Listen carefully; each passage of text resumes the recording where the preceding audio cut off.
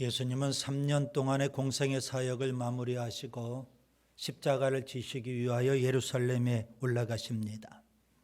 예루살렘에 입성하신 날, 그날을 교회력으로는 종려주일 이렇게 표현합니다. 그리고 한 주간 예루살렘에서 사역을 하십니다. 마지막 한 주간의 사역, 그 기간을 교회력으로는 고난주간 이렇게 표현합니다. 고난주간 금요일 예수님께서 십자가에 못 박혀 죽으시죠. 그래서 이 금요일을 교회력으로는 성금요일 이렇게 표현합니다. 고난주간 한 주간 예수님의 마지막 사역을 우리가 조금은 기억할 필요가 있겠습니다. 일요일 예수님은 나귀 새끼를 타고 예루살렘에 입성하십니다. 월요일 예수님은 무화과나무를 저주하시고 성전을 청결하게 하십니다. 화요일 예수님은 유대 교권자들과 논쟁을 벌이시고 그리고 제자들에게는 종말, 재림의 징조에 대해서 말씀해 주십니다. 수요일 가룟 유다가 배신을 하게 됐죠. 그리고 마리아가 예수님 몸에 향유를 붓는 그런 일을 합니다. 목요일 예수님은 제자들과 최후의 만찬을 하시면서 성찬을 제정하십니다. 겟세마네 동산에서 땀이 땅에 떨어지는 빗방울이 되듯 기도를 하시죠. 금요일 새벽에 예수님께서 산헤드린 공회의 신문을 받으시고 그리고 이어서 빌라도 총독에게 신문을 받으십니다. 빌라도 총독에게 십자가형 선고를 받으셨죠. 로마 군병들에게 채찍을 맞으시고 금요일 오전 9시부터 오후 3시까지 6시간 동안 십자가에서 물과 피를 다 쏟으시고 운명하십니다. 금요일 황혼 무렵에 아리마대 요셉의 무덤에 예수님 시신이 안치가 됩니다. 토요일 예수님은 무덤에 계셨죠. 그리고 다음 일요일 주일입니다. 예수님은 사망 권세를 이기고 부활하시게 됩니다. 십자가에 못 박히신 6시간 동안 예수님께서는 몇 가지 말씀을 하셨습니다. 사복음서를 종합해 보면 7가지 말씀을 남기셨습니다. 십자가 위에서. 그것을 가상칠언 이렇게 표현합니다. 한자어인데요. 십자가 위에서 남겨주신 7마디 말씀입니다. 이 가상칠언도 여러분이 좀 기억하시면 좋겠습니다. 첫 번째 말씀은 아버지 저들을 사하여 주옵소서 자기들이 하는 것을 알지 못함이니이다. 두 번째 말씀은 한편 강도에게 하신 말씀입니다. 오늘 내가 나와 함께 낙원에 있으리라. 세 번째 말씀은 어머니 마리아와 제자 요한에게 주신 말씀입니다. 여자여 보소서 아들이니이다. 보라 내 어머니라. 네 번째 말씀은 오후 3시 무렵에 하신 말씀입니다. 엘리 엘리 라마 사박다니.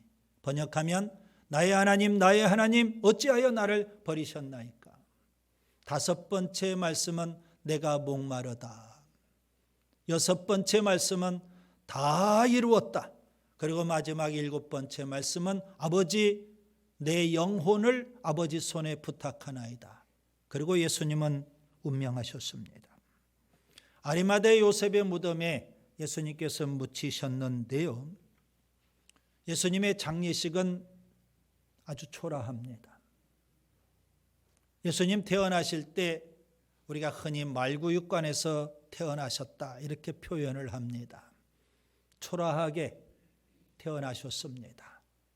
그리고 가난하게 사셨습니다. 공생의 3년의 기간도 머리 둘 곳 없으실 정도로 그렇게 힘들게 사셨습니다.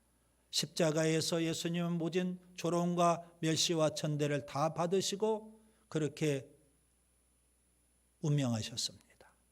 그런 예수님 장례식도 아주 초라했습니다. 오늘 본문은 십자가 위에서 7마디 말씀을 남기시고 마지막 운명하실 때의 순간입니다. 저는 오늘 본문을 통해서 3가지를 말씀드리려고 합니다. 첫째, 예수님은 십자가에 죽으셨습니다. 본문 37절을 보겠습니다. 예수께서 큰 소리를 지르시고 숨지시니라. 예수님은 십자가에서 모든 고통을 다 당하셨죠.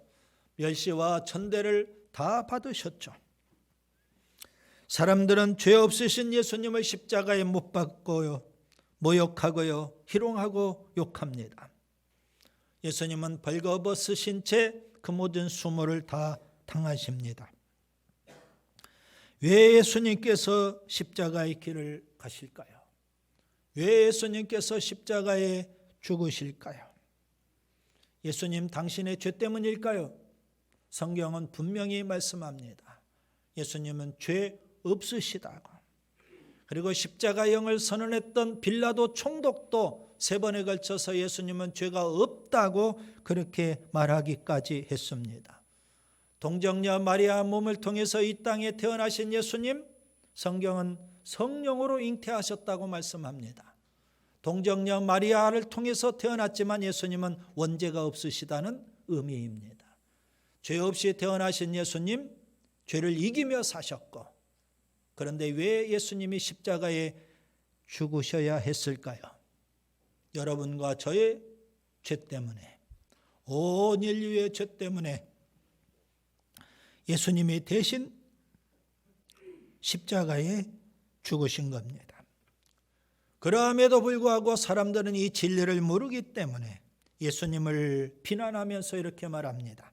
마태복음 27장 42절, 지금 십자가에서 내려올지어다.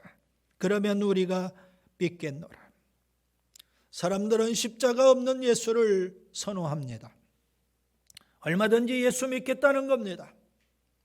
그런데 십자가 없는 예수를 믿겠다는 의미입니다. 지금도 사람들은요, 십자가를 싫어합니다.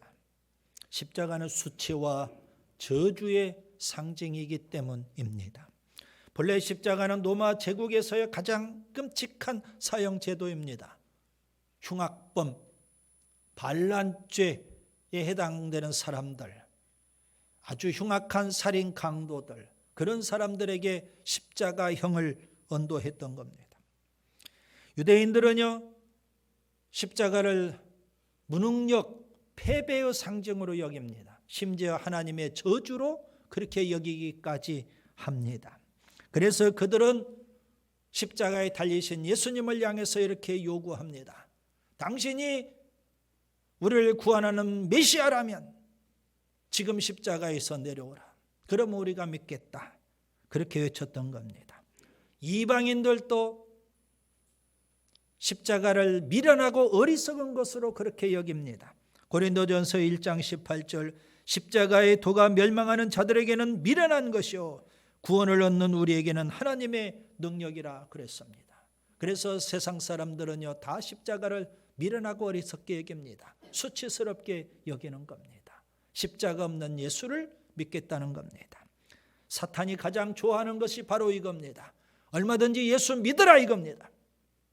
그런데 십자가 없는 예수를 믿으라고 유혹하고 있는 겁니다. 여러분, 십자가는 장식품이 아닙니다. 액세서리가 될 수가 없습니다. 꼭 기억하세요. 십자가 없는 예수를 믿는 믿음은 거짓 믿음이고 사탄의 유혹에 불과합니다. 저는 마가복음을 강의하면서 이런 질문들을 던져보는 겁니다. 바라바냐 예수냐? 이 질문은 바라바 예수냐? 그리스도 예수냐? 이 질문입니다. 여러분이 그리스도 예수를 선택했다면 또다시 여러분은 선택해야만 됩니다. 십자가 없는 예수냐? 십자가에 죽으신 예수냐? 여러분이 선택하셔야 합니다.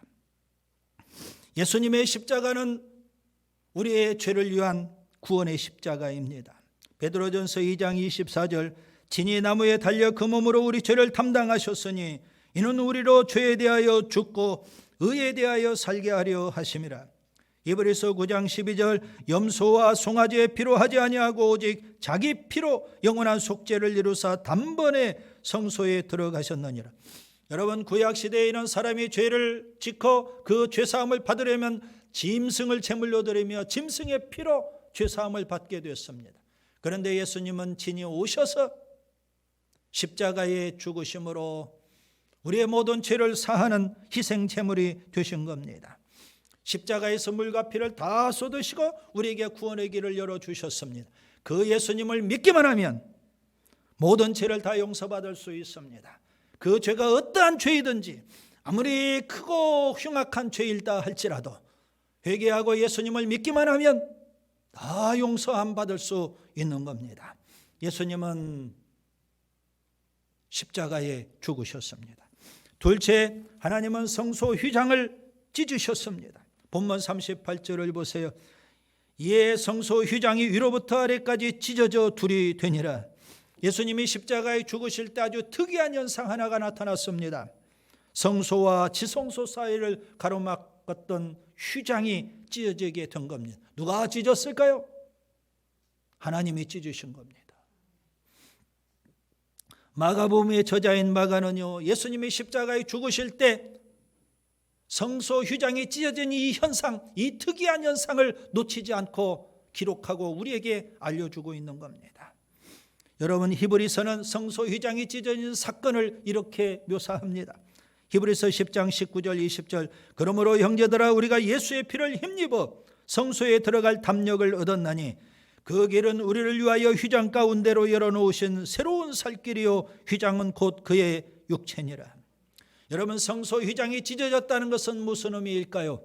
두 가지 의미가 그 속에 담겨 있습니다. 하나는 예수님께서 십자가에서 온 인류의 죄를 지고 대속의 죽음을 죽으셨다는 것, 그것을 하나님이 받으셨다는, 하나님이 인정하셨다는 그런 의미가 담겨 있는 겁니다. 다른 하나는 예수님의 대속의 죽음의 근거에서 하나님께서 이제는 성소 휘장을 열고 은혜와 사랑을 베풀어 주신다는 그런 의미가 담겨 있습니다. 그래서 여러분, 하나님의 임재의 처소인 지성소, 그 지성소에는 언약궤가 있는데 그 언약궤 위를 우리는 시은좌라고 표현을 합니다. 구약 성경에 표현되어 있죠. 시은좌. 히브리서 4장 16절에는 그것을 은혜의 보좌 이렇게 표현하고 있습니다. 어느 누가 죄인된 인간이 하나님, 거룩하신 하나님 앞에 나아갈 수 있을까요? 그것은 천벌받는 겁니다. 그것은 죽음입니다. 그것은 지옥의 형벌입니다. 죄값이니까. 그래서 성소 휘장이 처해 있는 것입니다. 아무도 하나님 앞에, 거룩하신 하나님 앞에 함부로 나올 수 없다는 겁니다. 그런데 예수님께서 온 인류의 죄를 지고 십자가에 죽으셨을 때 하나님께서는 성소 휘장을 찢으시고 열으셨습니다. 왜 그러셨을까요? 이제는 시은좌에서 구원의 은혜를 베풀어 주시겠다는 의미입니다. 오늘 설교의 제목은 십자가의 은혜입니다. 여러분, 우리가 은혜 받았다, 은혜 받았다 그렇게 많은 말들을 합니다. 여러분이 받은 은혜는 무엇일까요? 부자가 된 겁니까? 건강해지는 겁니까? 장수하는 것입니까? 자녀가 잘 되는 겁니까? 그게 은혜입니까? 진정한 은혜는 구원의 은혜인 줄 믿습니다. 십자가를 통해서 하나님께서 우리에게 베푸신 구원의 은혜, 이것이 바로 십자가의 은혜이고, 그 일을 위해서 예수님은 이 땅에 오셨고 십자가의 모든 고난을 다 당하시고 십자가에 죽으셨던 겁니다. 하나님은 그 순간을 놓치지 아니하고 성소 휘장을 찢으시고 이제부터는 구원의 은혜를 베풀어 주시는 겁니다. 오늘 우리가 살고 있는 이 시대는요, 신약 시대라고 표현하죠. 구원의 은혜가 흘러넘치는 시대입니다. 그런데 우리 주변에는 아직도 그 구원의 은혜를 체험하지 못한 사람들이 많아서 안타깝습니다. 아담과 하와가 에덴 동산에서 범죄했을 때 하나님께서는 그들을 쫓아내셨습니다. 신라권입니다. 세상에 죄악이 들어오게 되고 죽음이 들어오게 됐죠. 죄악이 관영합니다. 세속이 만연되어 갑니다. 그래서 하나님께서는 경고성으로 노아의 홍수 심판을 행하셨습니다. 세상의 모든 죄악들을 다 쓸어버리셨습니다. 그런데도 불구하고 사람들은 여전히 죄를 지으며 세속과 향락에 취해서 살고 있는 겁니다. 하나님은 그런 인간들을 안타깝게 여기시고 구원의 길을 여시기 위해서 아브라함을 선택하시고 이스라엘 백성을 선택하십니다. 아브라함과 이스라엘 백성에게 메시아 구원의 주를 보내주시겠다고 약속을 하셨습니다. 그 약속 그대로 예수님, 하나님의 아들이신 예수님이 이 땅에 오셔서 십자가에 죽으시고 구원의 길을 열어주신 겁니다. 하나님께서 얼마나 기다리셨을까요? 그 순간을. 그래서 휘장을 찢으시고 하나님께서는 지금도 무언으로 우리에게 말씀하고 계십니다. 누구든지 예수님의 십자가를 힘입고 하나님 앞에 나오는 자는 하나님이 다 구원의 은혜를 베풀어 주시겠다는 말씀입니다. 로마서 5장 8절, 우리가 아직 죄인 되었을 때에 그리스도께서 우리를 위하여 죽으심으로 하나님께서 우리에게 대한 자기의 사랑을 확증하셨느니라. 요한복음 3장 16절 여러분 잘 아시죠? 하나님이 세상을 이처럼 사랑하사 독생자를 주셨으니 이는 그를 믿는 자마다 멸망하지 않고 영생을 얻게 하려 하심이라. 요한일서 4장 10절, 사랑은 여기 있으니 우리가 하나님을 사랑한 것이 아니요 하나님이 우리를 사랑하사 우리 죄를 속하기 위하여 화목제물로 그 아들을 보내셨습니다. 여러분, 예수님의 십자가의 죽음은 죄에 대한 하나님의 심판이고 저주입니다. 그러나 또 한편으로 보면 우리를 구원하기 위한 하나님의 사랑과 은혜가 바로 예수님의 십자가의 죽음입니다. 우리가 받아야 될 저주, 우리가 받아야 될 심판, 우리가 받아야 될 지옥의 형벌, 예수님이 십자가에서 대신 받으셨고, 그래서 하나님은 우리에게 이제 구원의 은혜와 사랑을 베풀어 주시는 줄 믿습니다. 하나님께서 성소 휘장을 찢으시는 그 소리가 들리지 않습니까? 하나님께서 지금도 우리에게 오라 하는 그 손길의 소리가 들리지 않습니까? 여러분, 십자가를 힘입고 하나님 앞에 나와서 십자가의 은혜의 구원의 은혜를 체험할 수 있기를 바랍니다. 셋째, 백부장은 신앙을 고백합니다. 본문 39절을 보겠습니다. 예수를 향하여 섰던 백부장이 그렇게 숨지심을 보고 이르되 이 사람은 진실로 하나님의 아들이었도다 하더라. 여러분, 백부장은 로마의 군대의 지휘관입니다. 그는 십자가 형장을 진두지휘했던 그런 지휘관이었습니다. 빌라도 총독의 관저 브라이도리온 뜰에서부터 시작해서 골고다까지 그 모든 십자가 형장을 진두지휘했던 그런 지휘관입니다. 그는 다 지켜봤어요. 예수님께서 채찍에 맞으시고 십자가를 지고 골고다에 올라가시고 십자가 위에서 6시간 동안 물과 피를 쏟으시고 십자가 위에서 7마디 말씀을 남기신 것 모든 걸 다 지켜보고 들었던 사람입니다. 그런 백부장이 예수님께서 그렇게 운명하심을 보고 결단합니다.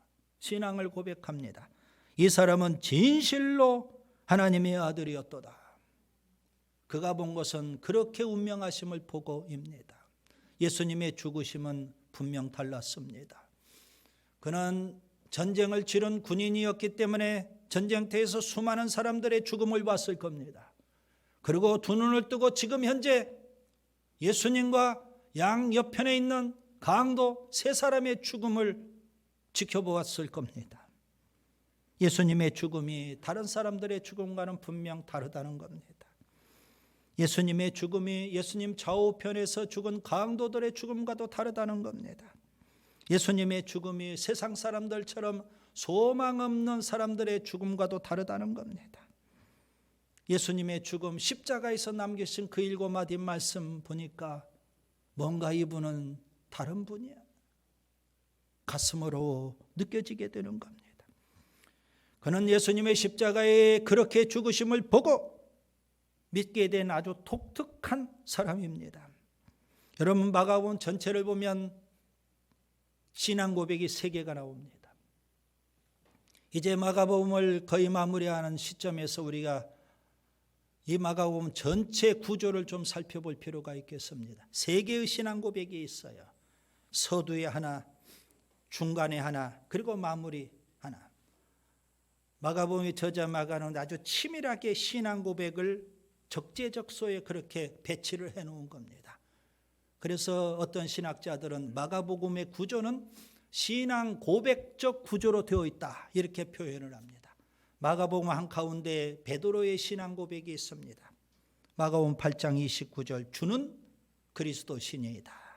마가복음 마지막 부분에 백부장의 신앙 고백이 있습니다. 오늘 본문이죠.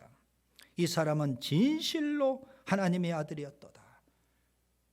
여러분, 베드로의 신앙 고백은요, 유대인을 대표한 베드로의 신앙 고백입니다. 한 사람의 고백으로 끝나지 않죠. 백부장의 신앙 고백은요, 이방인을 대표해서 백부장의 신앙 고백이 있는 겁니다.